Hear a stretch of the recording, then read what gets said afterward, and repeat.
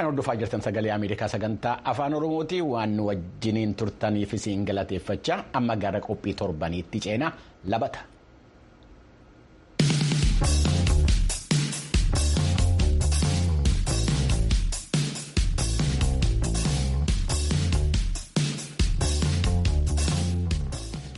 Qophii labataa keenya irratti lammii Itoophiyaa kan taate taphattuun kubbaa miilaa shamarranii Loozaa Abarraa dhiyeenya kanaa gara kubbaa miilaa Ameerikaa DC Power jedhamutti dhuftee waliigaltee mallatteessuudhaan garee kanatti seentee jirti. Gabaasaan sagalee Ameerikaa Asmaamaa Kwaasaa marii Loozaa Abarraa waliin as istuudiyoo sagalee Ameerikaatti taasise Tuujubee Horaa akka taanutti qindeessitee jirti waliin hordoftu.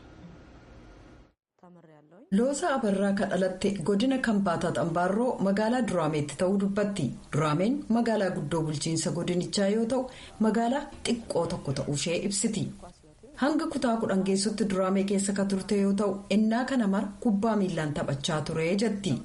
Kontiraata ishee jalqabaa garee kubbaa miilaa beekamaa kan naannoo kibba Itoophiyaa hawaasaa kanamaa waliin mallatteessuu ishee Loozaan ibsiteetti.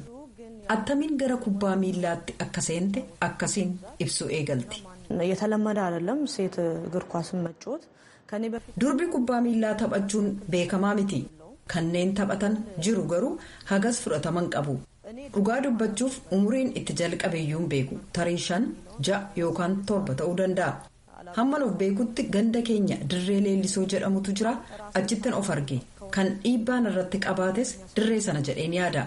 Sababiinsaas fuullee mana keenyaa jira isa akkan tapha kubbaa miilaatti seenuuf dhiibbaa ka qabaate jette.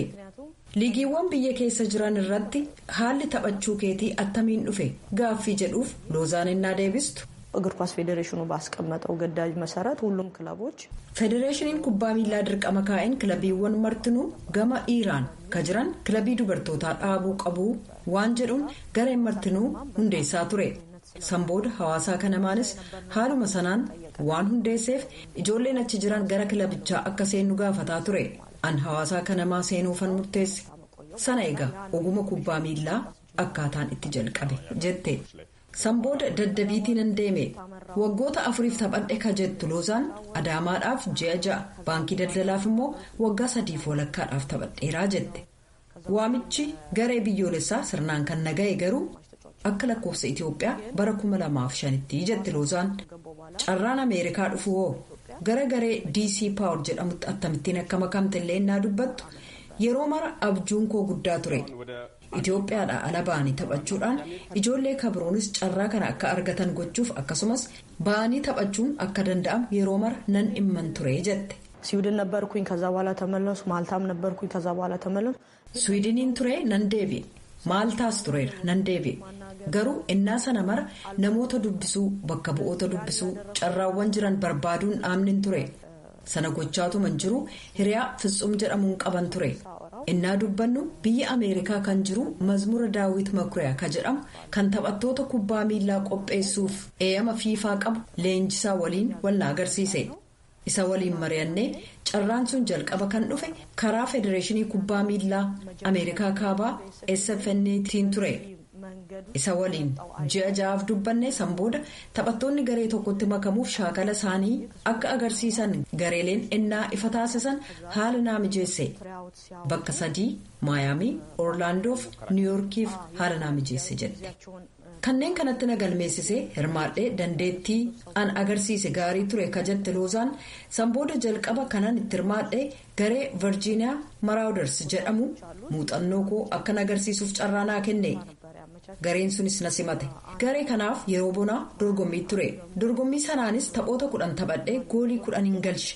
Hoogganoonni garee yookaan koochiiwwan garee DC Power illee dorgommii kanarratti na argan jette. Kanaanis leenjistuu keenya kan garee Virgiiniyaa Maraawuders Jeen jedhamtu jaratti na dhiyeessite. Dubartoonni 4 filatamnee achi keessaa 2 keenya garee DC Poweriif nu filatan jette. Isaanis dandeettii koo erga ilaalanii booda garee kanatti akka makamuu ta'e. Guyyoota 4 durallee garee kana waliin innaa kontiraata mallatteessitu gammachuu guddaan natti dhaga'amee jette. Kontiraata waggoota 2 mallatteessuu ishee dubbatti. Hiriyoota kootiin innaan biyya ture Itoophiyaatti dubartii oguma kanaan tapha kana keessatti hirmaattu ishee jalqabaan ta'a jechaan ture. Eenyuyyuu hin amanan turanii jetti. Angaruu abjuu koo ture waan ta'eef yeroo maran dubbadha. Waaqayyo na gargaaris nan galateeffadhaa jette. Battala sanatti kasammuu kootti dhufe kilabii magaalaa galma mootummaa Ameerikaa bakka bu'u keessaa taphachuuf carraa argadheera. Kilabii kanaaf taphachuu koo qofaa otoo hin taane Itoophiyaa bakka bu'uu kootti gammadeeraa jechuudhaan Looza Abarraa gaaffiif deebii waahila keenya Asmaamaa Kaasaa waliin geggeessiteen ibsiteetti.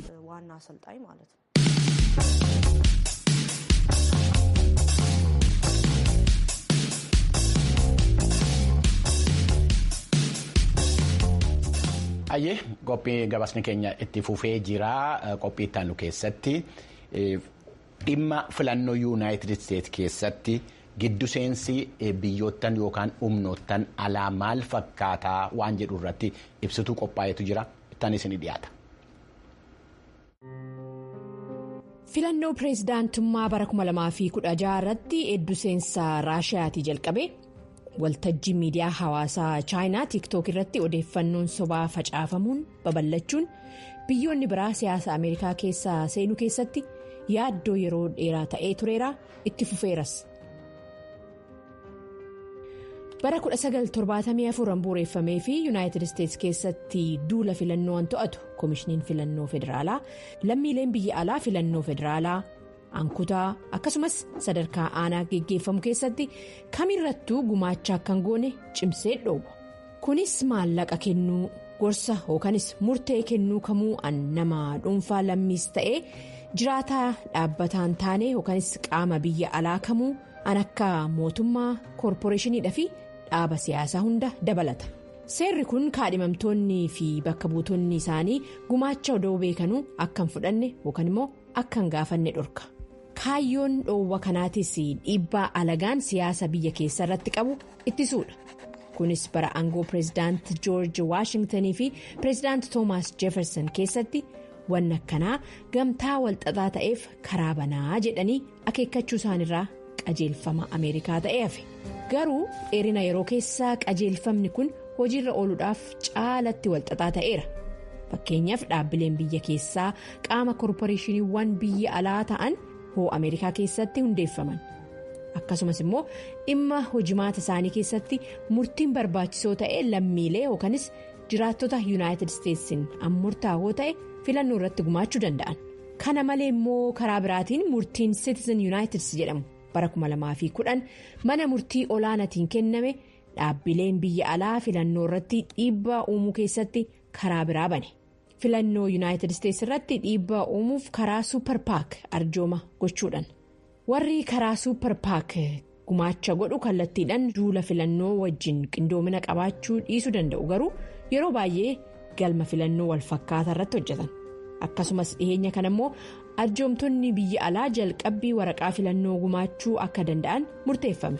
Kunillee fuulletti guutumaan guututti akka filannootti an hin lakkaawwamne ta'us dhimmoota filannoo wajjin wal qabatan barbaachisoo ta'an irratti ta'uu danda'a.